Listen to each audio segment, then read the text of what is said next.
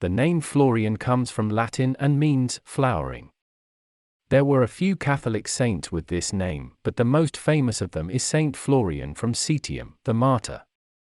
His feast day is on the 4th of May and it is splendidly celebrated by the firefighters. Florian is a patron saint of firefighters and occupations connected with fire: steelworkers, metallurgists, chimney sweeps, pottery makers, coke workers, and bakers. He is invoked against fires, floods, because he died by drowning, lightning, and the pains of purgatory. In Poland, the place of special worship of Saint Florian is the church of his name in Krakow, Kleparz. This is the only building that survived a great fire of the whole district in the 16th century. Saint Florian is also a patron saint of Chorzow. In Krakow and Chorzow there are the saints' relics kept. Florian is the patron saint of the steel town Linz. Together with Saint Leopold, Florian is the patron of Upper Austria.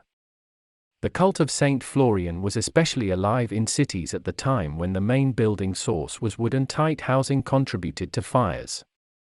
That is why Saint Florian, Saint Adalbert, Saint Stanislaus, and Saint Wenceslaus became the patron saints of the whole Polish kingdom in 1436.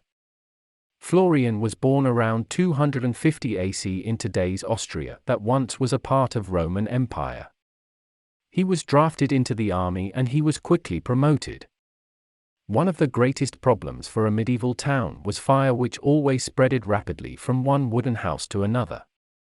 In order to fight it, Florian created, trained and led a fire brigade consisting of his soldiers. It was the first professional firefighters brigade in Roman Empire. Florian lived in very turbulent times. Emperor Diocletian ordered one of the cruelest persecutions of Christians, at the same time engaging his soldiers in it. Meanwhile, Florian was secretly baptized and he deeply believed in one God. This is why he refused persecuting his brothers and sisters in faith. He bravely went out alone to face the troops sent to persecute Christians and said that they did not have to search any further because he himself was a follower of the religion hated by the emperor. He was immediately arrested and sent to the emperor, who was deeply troubled by the disobedience of his best soldier. He tried to persuade Florian to make a sacrifice for the Roman gods so it would be a compensation for baptizing. But the future saint refused it, and that made the emperor angry, so he sentenced Florian to sophisticated tortures. However, even tortures did not make Florian give up his faith. The saint was sentenced to death by burning at the stake.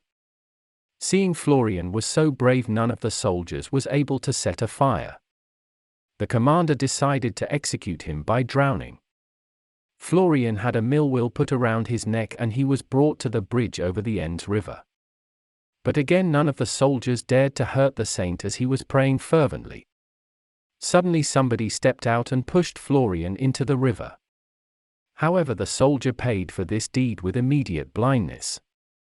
Despite the heaviness of the stone, the body of the martyr floated to the surface and settled on a rock.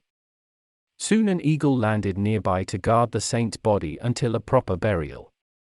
At the same night, Florian appeared in a dream of a faithful widow, Valerie, the Christian.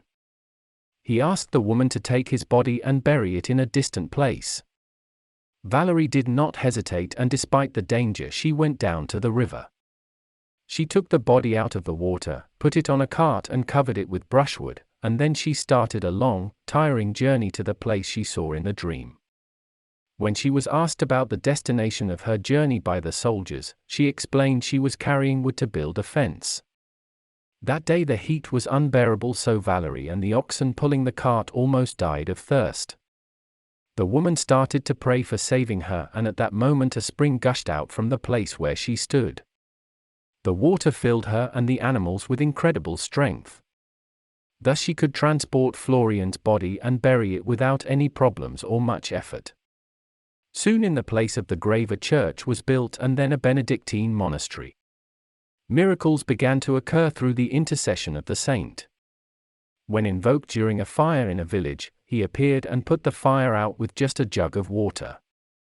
When a charcoal burner slipped unintentionally into the embers of a burning stake, Florian made the fire not burn the worker. The cult of Florian spread it in Europe and finally got to the Kingdom of Poland.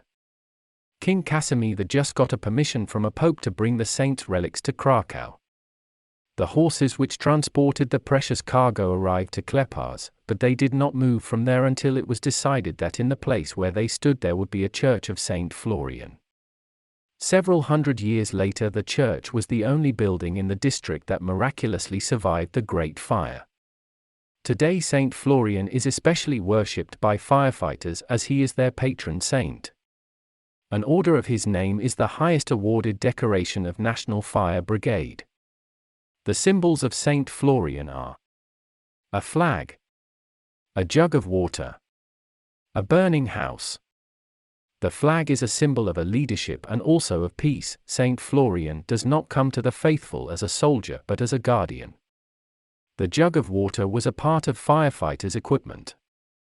The burning house extinguished with water is a symbol of Florian's guardianship over houses at the time of fires or disasters.